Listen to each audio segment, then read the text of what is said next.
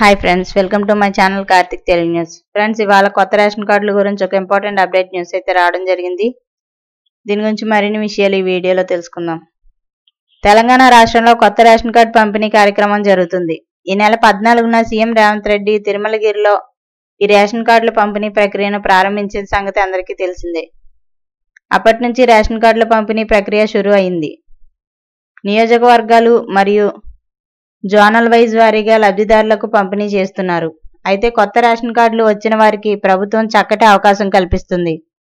కొత్త రేషన్ కార్డుతో gas subsidy పథకం కోసం దరఖాస్తు చేసుకునే వెసులుబాటును ప్రభుత్వం కల్పించింది. దీనికి ఎలా దరఖాస్తు చేసుకోవాలో, ఆ ప్రాసెస్ ఏంటో ఇప్పుడు తెలుసుకుందాం. గ్యాస్ సబ్సిడీకి దరఖాస్తు చేసుకోవడం ఎలా అనేది ఇప్పుడు తెలుసుకుందాం. తెలంగాణలో కొత్త రేషన్ కార్డుల పంపిణీ ప్రక్రియ జరుగుతున్న సంగతి తెలిసిందే. ఈ కార్డులు జూలై 14 నుండి లబ్ధిదారులకు పంపిణీ చేయబడ్డాయి. అయితే కొత్త రేషన్ కార్డులు అందుకున్న వారు మరో పథకానికి దరఖాస్తు చేసుకునేందుకు అర్హులు. కాబట్టి తక్షణమే తెలంగాణ ప్రభుత్వం మహాలక్ష్మి పథకంలో భాగంగా గ్యాస్ సబ్సిడీ ఇస్తున్న సంగతి తెలిసిందే. అయితే పార్టీ అధికారంలోకి వచ్చిన తర్వాత 2024 ఫిబ్రవరి 27న ఈ పథకాన్ని ప్రారంభించారు. ఈ పథకం అమలు కోసం దరఖాస్తులు పబ్లిక్ వర్కింగ్ ప్రోగ్రాం ద్వారా స్వీకరించబడ్డాయి. దరఖాస్తుదారుల వివరాలను అన్ని కోణాల్లో పరిశీలించారు. అయితే ఈ పథకం అర్హత పొందేందుకు తెల్ల రేషన్ కార్డును ప్రామాణికంగా తీసుకుని లబ్ధిదారులను ప్రభుత్వం ఎంపిక చేస్తుంది. ఈ నిర్ణయంతో కొత్తగా రేషన్ కార్డు రాని లక్షలాది మంది ఈ పథకాన్ని పొందలేకపోతున్నారు. ఇక కొత్త రేషన్ కార్డుకి కావాల్సిన అర్హతలు ఏమంటే, ఈ నెల నుంచి రాష్ట్రంలో కొత్త కార్డులు జారీ చేయబడుతుండటంతో కొత్త కార్డు పొందిన వారు ఈ పథకం కోసం దరఖాస్తు చేసుకోవచ్చు. తద్వారా సబ్సిడీ ద్వారా గ్యాస్ సిలిండర్ వస్తుంది. 500 రూపాయలకే సిలిండర్ పొందాలంటే లబ్ధిదారులు 3 అర్హతలు కలిగి ఉండాలి.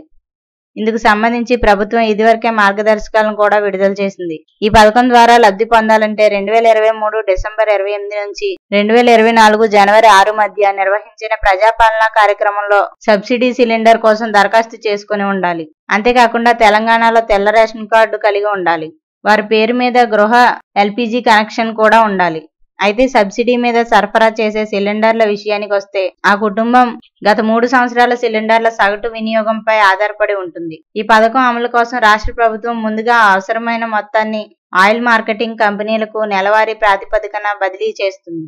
ఆయిల్ మార్కెటింగ్ కంపెనీలు సబ్సిడీ మొత్తాన్ని లబ్ధిదారులకు బదిలీ చేస్తాయి. ఈ పథకం ద్వారా 40 లక్షల కుటుంబాలకు లబ్ధి చేకూరుతుందని మంత్రి ఉత్తమ్ కుమార్ రెడ్డి తెలిపారు. అర్హులైన అందరికీ ఈ పథకం అందేలా చూస్తామని పౌర సరఫరాల శాఖ మంత్రి ఉత్తమ్ కుమార్ రెడ్డి తెలియజేశారు. ఈ పథకానికి దరఖాస్తు చేసుకోవడం ఎలా అనేది ఇప్పుడు చూద్దాం. కొత్తగా రేషన్ కార్డు పొందిన వారు స్థానిక అధికారులను సంప్రదించాల్సి ఉంటుంది.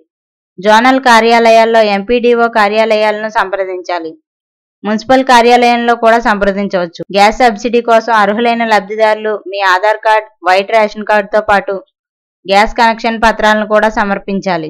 అయితే దరఖాస్తు సంఖ్యను ప్రజాపాలనలో కూడా కలిగి ఉండాలి. అప్పుడే ఎంపిక చేస్తారు. సో ఫ్రెండ్స్, ఇది అప్డేట్ న్యూస్. మరిన్ని అప్డేట్స్ కోసం ఛానల్ సబ్స్క్రైబ్ చేసుకోండి ఫ్రెండ్స్. అలాగే పక్కన ఉన్న బెల్ ఐకాన్ క్లిక్ చేసి వీలైతే ఛానల్కి ఒక లైక్ అయితే చేయండి. Thank you friends. Thanks for watching this video.